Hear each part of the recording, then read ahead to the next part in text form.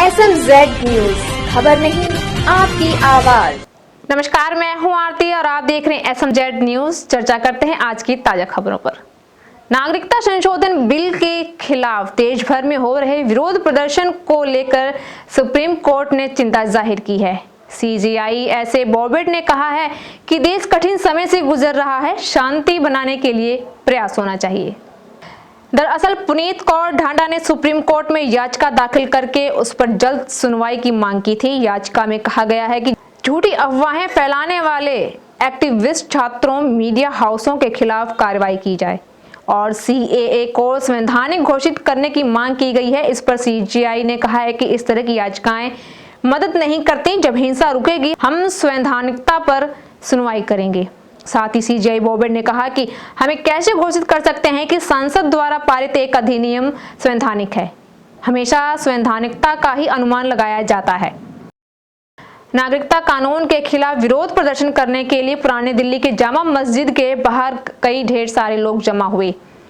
इस रोष प्रदर्शन में कई सारे बच्चे और महिलाएं शामिल हुए और लाल कुएं से लेकर जामा मस्जिद तक कैंडल मार्च निकाला गया। उसके बाद जामा मस्जिद की सीढ़ियों पर राष्ट्रगान करके प्रदर्शन को खत्म किया गया।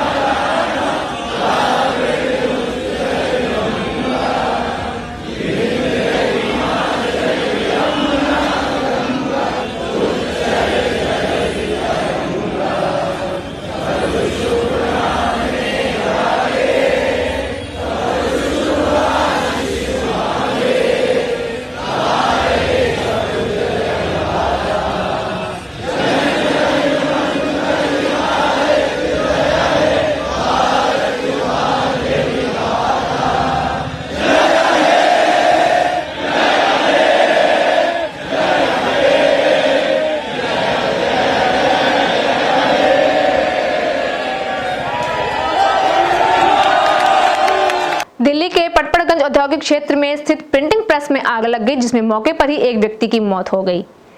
सूचना मिलने पर दमकल की 30 गाड़ियां पहुंची और शव को निकालकर अस्पताल भेज दिया गया।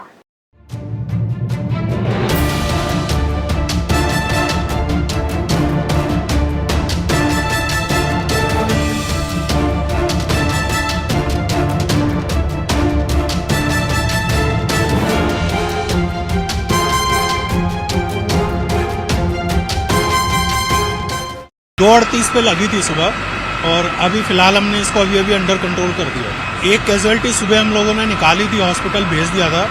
पुलिस सूत्रों से अभी कंफर्म हुआ है कि उसकी डेथ हो गई। गोडाउन में आप देख रहे हैं, जो एरिया खाली होना चाहिए उसमें भी इन्होंने सामान भर रखा है और ऊपर जो स्टेयरकेस है उनमें भी सामान भरा हुआ है, तो उसके कारण हमें काफी दिक्कत हो रही है। नहीं, बेसमेंट इंटैक्ट है, बेसमेंट को हमने बचा लिया है।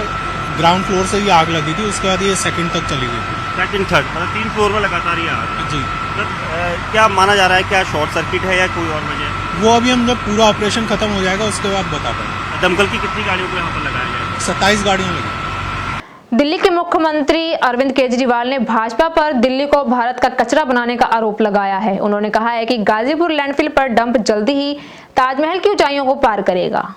दिल्ली में एक तरफ दिल्ली की जनता ने MCD, दिल्ली पुलिस और DDA की जिम्मेदारी भारतीय जनता पार्टी को दी थी, भाई तुम ये संभालो और इसमें अच्छा काम करो।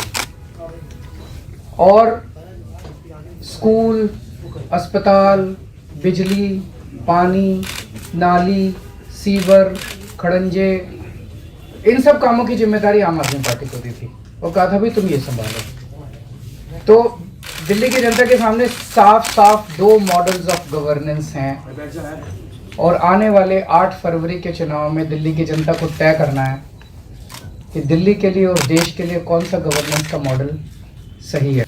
भारतीय जनता पार्टी और नगर निगम ने पूरी दिल्ली को कूड़ा घर बना दिया, कूड़ा कर दिया।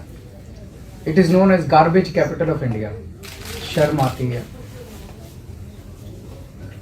जो इनका अपना स्वच्छ भारत है, 49 देश के सबसे बड़े जो शहर हैं उसमें बॉटम 10 के अंदर दिल्ली का नगर निगम आता है।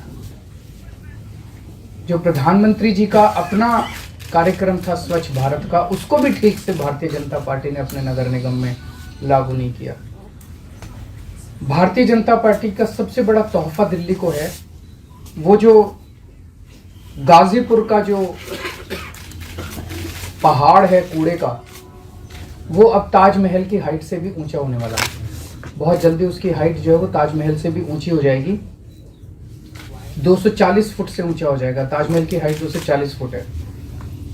और सुप्रीम कोर्ट ने कहा है, एक चिंता जताई है कि इतना ऊंचा हो जाएगा कि हवाई जहाज को कहीं उससे टकरा ना जाए, इसलिए उसके ऊपर अब रेड लाइट लगानी पड़ेगी उस कूड़े के पहाड़ के ऊपर, इतना ऊंचा हो जाएगा कि दिल्ली के अंदर लोग आम आदमी पार्टी का गवर्नेंस मॉडल चाहते हैं। कांग्रेस महासचिव प्रियंका गांधी ने मोदी सरकार के आर्थिक अनुमानों पर निशाना साधते हुए कहा है कि मोदी सरकार को सबसे ज्यादा ध्यान आर्थिक व्यवस्था पर देना चाहिए था, लेकिन आर्थिक मामले को ठंडे बस्ते में डाल दिया गया है। उन्होंने ट्विटर के साथ एक न्यूज रिपोर्टर को टैग करते हुए कहा, अर्थव्यवस्था पर भाजपा सरकार को सबसे ज्यादा ध्यान देना चाहिए था, लेकिन अर्थव्यवस्था सुधारने का मामला ठंडे बस्ते में बंद है।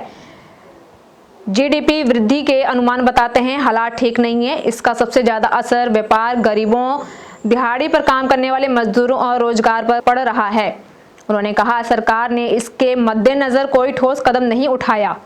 प्रियंका गांधी का यह बयान सरकार द्वारा 2019 से 20 के दौरान वास्तविक सकल घरेलू उत्पाद में वृद्धि के 5% रहने का अनुमान जाहिर करने के एक दिन बाद आया। ये तो थी अब तक की खास खबरें, फिर हाजिर होंगे नई खबरों के साथ। देखते रहिए SMZ न्यूज।